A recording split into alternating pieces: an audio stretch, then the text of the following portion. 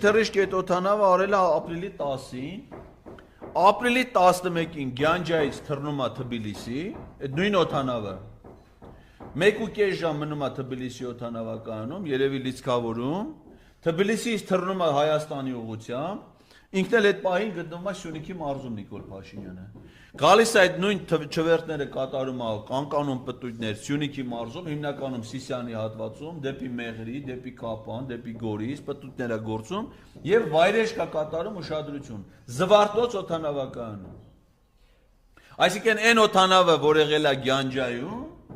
նույն օդանավը Թբիլիսիով գալիս է ու իջնում է Զվարթնոց։ Այդ օդանավը պատկանում է ճշտվել է, որտեղ ռադարը տալիս է որոշ ինֆորմացիա, մարդիկ ովքեր գործից հասկանում են, կարողանում են ճշտել։ Անգլիական Flight Precision ընկերությունն է, այս ինքնաթիռը, որը